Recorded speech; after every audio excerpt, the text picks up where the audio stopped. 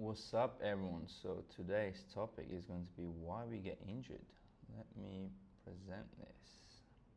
Perfect. So, why do we get injured? I have like camera there, and I have a iPad here that I will draw. So first, we need to understand what is injury, right? Because if we don't know what is injury, then how the hell we can fix ourselves? We can't build something unless we understand what we are trying to build. So it's kind of common sense if you ask me. So injury, um, what is injury? Zoom in. Injury, okay. What is it? Right?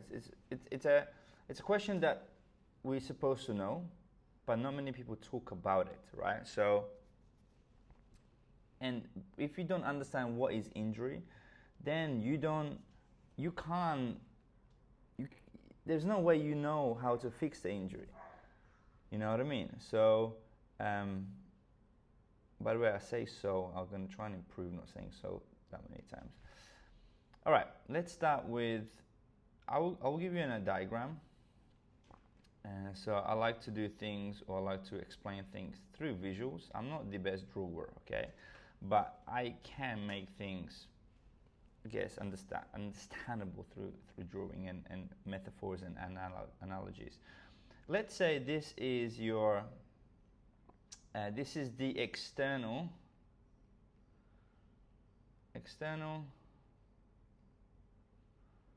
load, okay? Which is assuming this is 100 kg. All right, this is the external load through a movement. Let's create a movement. So let's say this is 100 kg of squats. So everyone squats, right? So this is squatting, right? And then I would draw, let's say, we need, like, in order to do this, we need prerequisites for a squat, right? So the squat prerequisites, what you need, two tools you need to squat is a ankle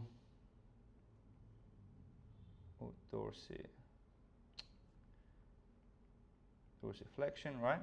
Correct. Ankle dorsiflexion. And let's actually zoom in, and let's okay, it's fine. So ankle dorsiflexion. Then we need, to some degree, a knee flexion. Then we need, oh, not knee again. We need hip flexion. Then we need a pelvic, or SIS,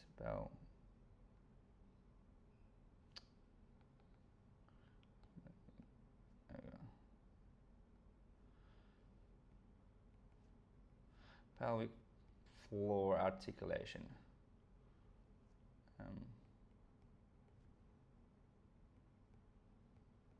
Right? Then we need a spinal articulation also. Spinal.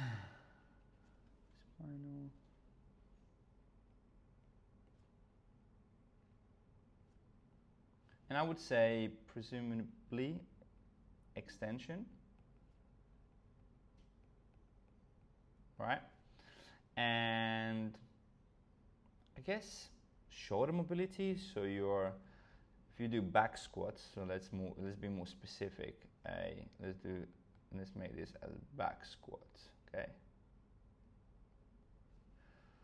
And you need shoulder external rotation, right? So shoulder external rotation, right? And you need hip external rotation. Again, depending how you squat, hip flexion plus external rotation, right?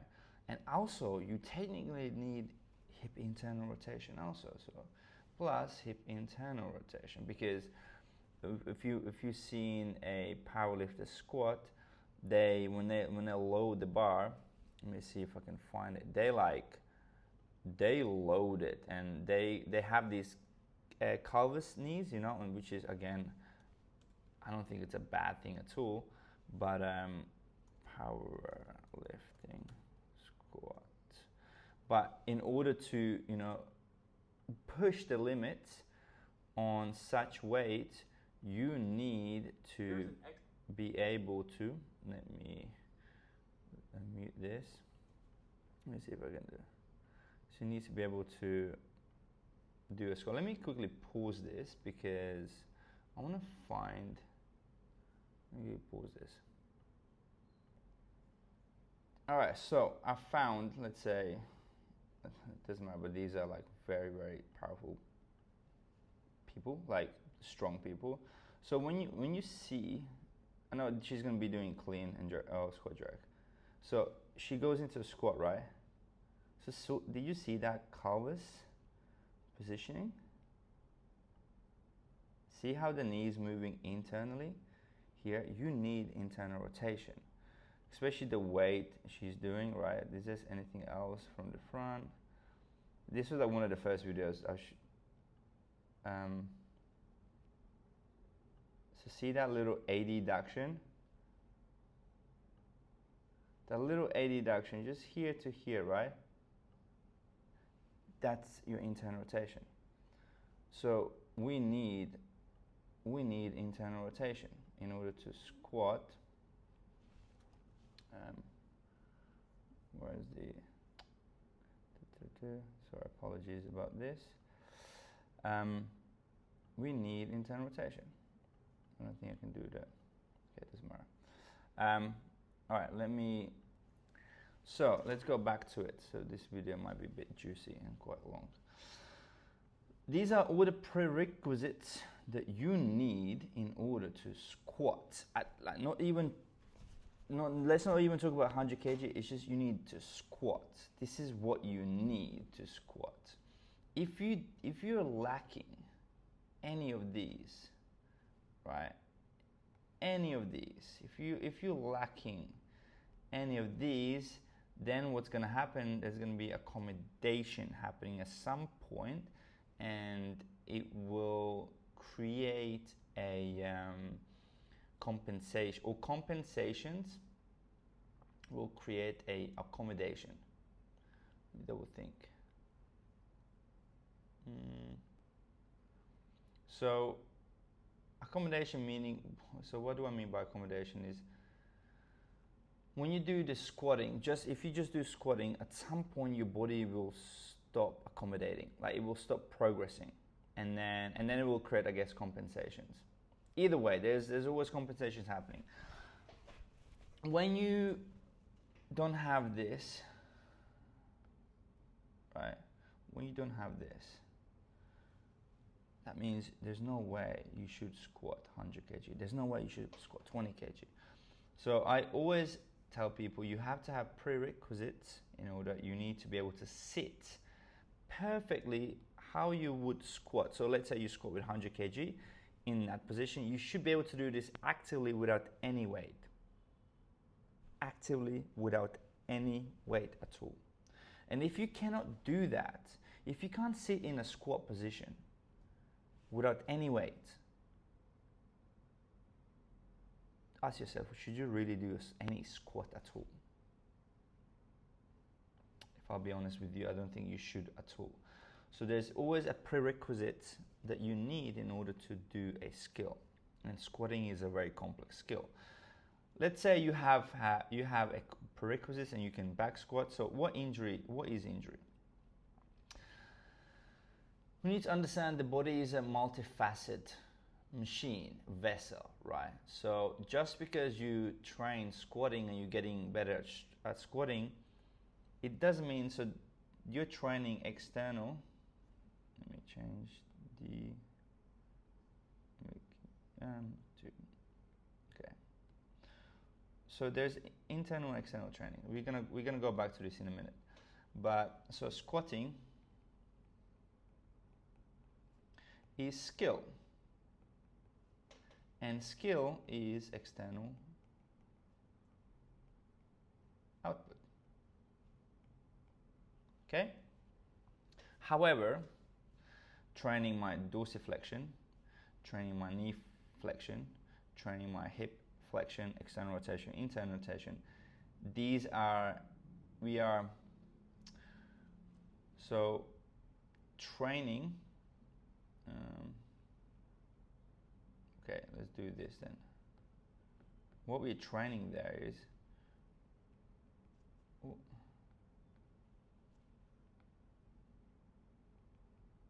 joint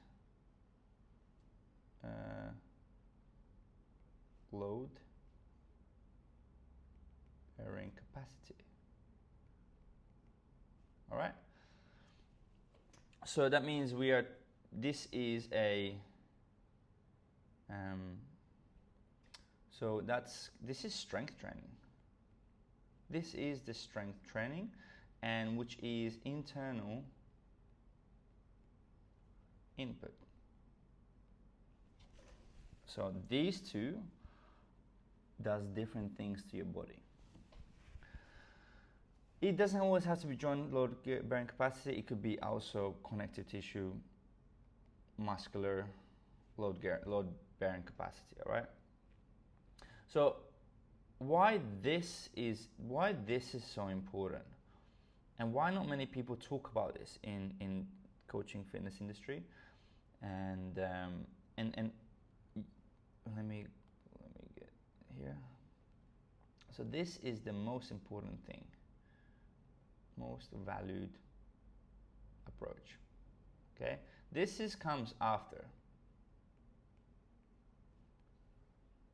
right? So, but what happens in this day and age training is we prioritize this most valuable approach, and we never train this, which fucking makes me laugh. It's ridiculous. And I was one of them people, you know, like you don't know what you don't know, and I can't blame people for not knowing, because it's not like it's easy to find it's hard to look, because you need to look for the right keywords. So what we so far covered is we have external load. Okay, this is a tank of external load. This is the load that we are challenging, which is a back squat position. These are prerequisites that we need in order to squat, right? So these are all prerequisites.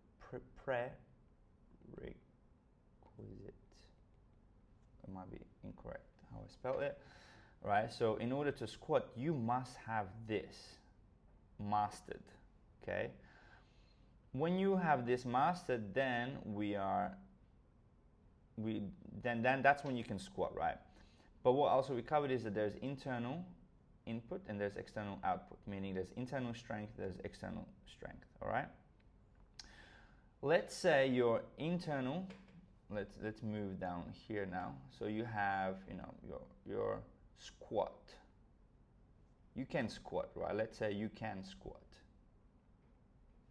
100 kg, okay? But when I move your hip, okay, let's say you're no internal strength training, okay?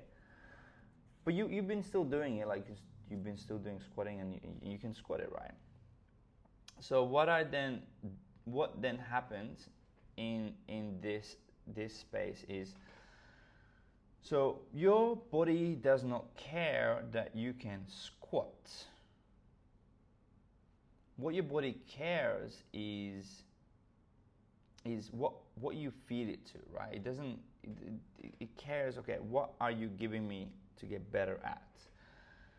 And let's, for instance, say you have, you know, your internal strength is here.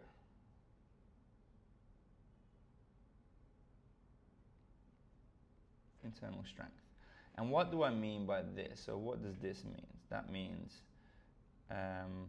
so capsular space or capsular articulation,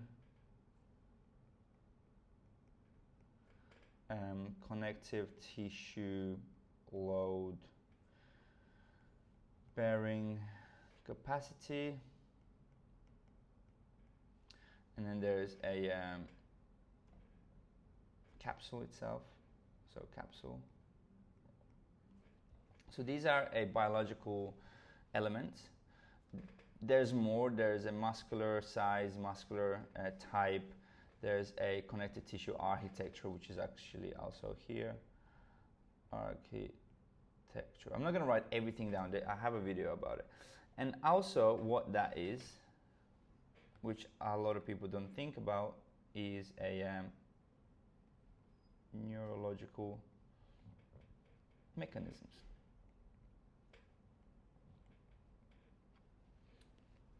Again, which is,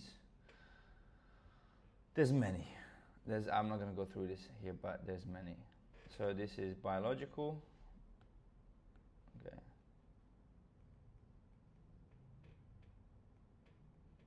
Element. And there's neurological mechanisms. And this is what your internal strength is. But this is also what is your external strength. Because your internal strength system will help you or will allow you to have a external output. So if you never train your internal strength, so at some point you might be good, right, till there's compensations happening, till you lose capsule, you know, because you never train it, till you lose capsular articulation because you never fucking train it, till you till the connective tissue load bearing capacity descends, till the connective tissue architecture becomes adhesion or becomes very inefficiently to provide you the output that you desire to get better at. So these will create plateaus, and same with neurological mechanisms, your afferent efferent connections will be disturbed. And when this is not trained, so when you're not training this thing, at some point this is going to get smaller, and this might go harder till it plateaus, and then it gets smaller, till your internal strength model is becoming so fragile. Then you get you get micro tear. So let me actually move.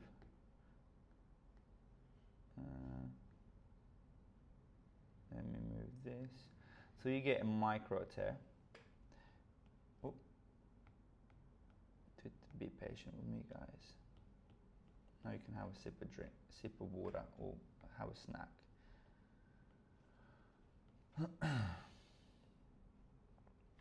All right.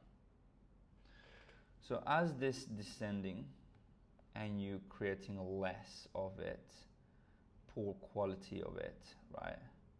Because you never train it, and because you are prioritizing external load, then what's going to happen is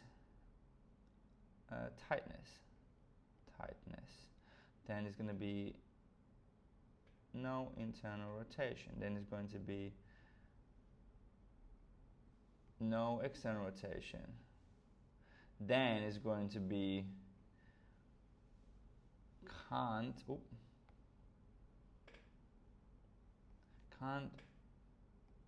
rotate my hip joint.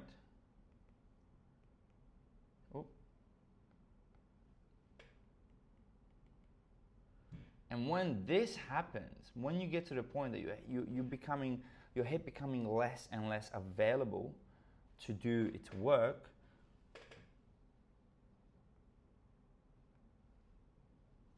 injury. And what does that really mean? So when you look at this, let's do another one. So when you look like, you know, at the beginning, you know, you started squatting and you had a great range of motion, but you ignored your internal system, right? And then over time, it descended, but this increased till it stopped increasing, till you start getting injuries, till you couldn't recover properly, till you getting more tight, till you don't have any internal rotation, till you don't have any external rotation, till you cannot rotate your spine, your hip joint. But this it doesn't just happen in one space. It happens in the whole place, like in the whole body, right? Let's draw another external load. So let's say this is your external load right now, which is the squat. Let's say here you got 120 and then you plateaued. Okay? And at the beginning, you was here. You were like kind of here. You could do it like this was your internal strength. But over time, as you increase this, your internal strength actually became less. Because you never strengthened it. And when you get to the point of a pivot point that this is actually what injury means. And this is why people get injured. This one sentence is why you get injured, why I get injured sometimes, very rarely, but I get maybe micro tears. I don't know everything about my body, you know. So external when, okay.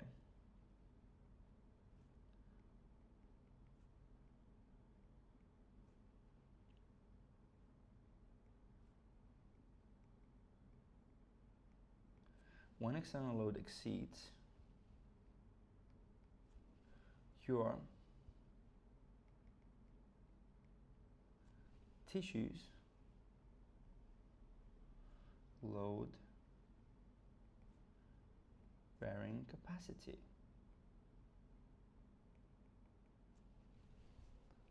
This is when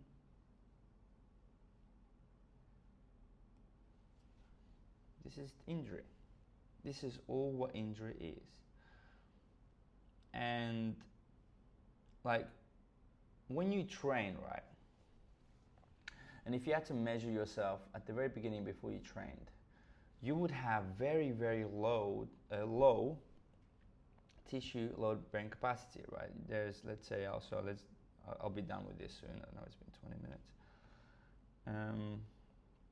So let's say, you know, at the beginning, so this is your external system, and this is your internal system. Okay, so when you start training, they're kind of pretty much matching. Like when you start first running, when you start doing your first sports. So these are kind of like, I would assume there's no science behind it, but that's kind of how I think of it. When you're first running, this is kind of like, there's not big gap. Then maybe there's a little bit of a tiny little bit of gap because of genetics or whatnot. But like, your tissue hasn't exposed to any load. So what that means that when we stop training, the actual thing that creates movement, okay, so internal system creates movement. I mean, it goes deeper, it goes, you know, movement creates thought, thought creates movement, so it's another rabbit hole. But when this creates movement, and you prioritize this, right, which is straight into skill training or external output, what's going to happen is you're going to grow now, and this might maybe stay the same because the load is not super large to really kind of like develop. But what's happening over time is that we don't really see is we kind of like, I don't know, oh, go back. No. Okay, it doesn't matter. Okay, here we go. So what happens is, over time, let's go back to where it was. Over time, this becomes smaller. This becomes larger. This becomes smaller. Unless you are maintaining your joint, your connective tissue, your muscular capabilities. Till your movement disappears in your hip, your movement disappears in your shoulder, your movement disappears in your spine, and then you're like, holy fuck. Am I like, is this because of my genetics? It's like, no, bro, it's because you've fucking been training incorrectly for this very beginning of the time. And I don't blame you, because you don't know better, right? Unless you want to understand the body a little bit more, because body is not as simple as we think it is. So when you have lack of space and lack of distributed load through the joints that actually create squats, that actually create muscle ups, that actually create pull-ups, if there's lack of it, there's going to be accommodation happening, which then will create compensation, which then will be injury. It's literally simple as that. And I wanted to actually go through, before we dive back or stop doing, I want to show you. Oh no, I can't move it. Okay, okay, I know why. Okay, so the reason I can do this,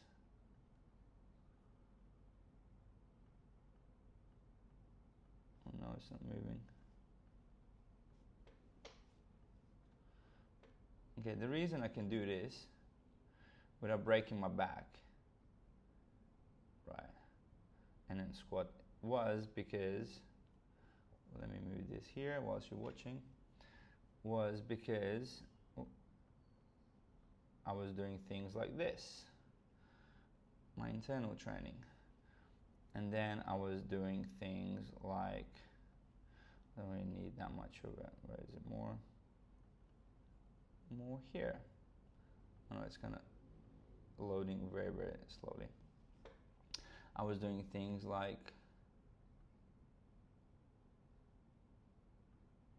can't see, damn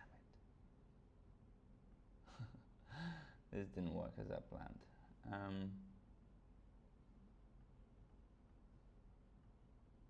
Basically, I was building prerequisites. I was getting better at this. Okay, this doesn't work. I will add maybe videos there as I think it's important to. There we go. So I was doing things like this. I was doing things like this. Right? Let's pause this. Pause this. I was doing things like this weird shit. You know, people don't understand why am I doing it. But the reason I'm doing it is because I'm building internal strength model. I was doing things like, I don't really have any hip mobility here. Where is the hip mobility?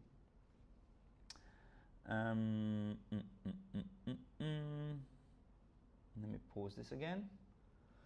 All right, found a better way. So I was doing things like this, doing internal, external rotation drills. I was loading the shit out of these.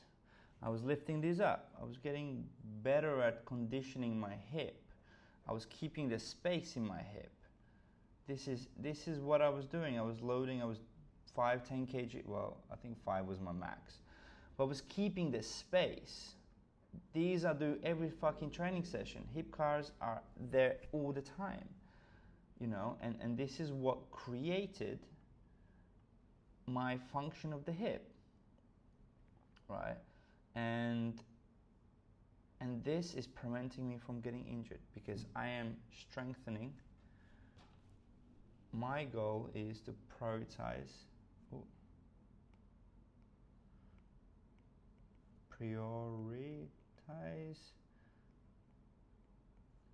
internal system, my neurology, my biological elements, my neurological mechanisms. I have to, this is what will help me stay healthy, stay strong, stay capable, and stay lifting for the rest of my life. Hopefully this helps, and let me know if you had any more questions. It was 30 minutes of video, but yeah, hopefully this was something that you needed to hear. Let me know if there's any other videos you want me to do about.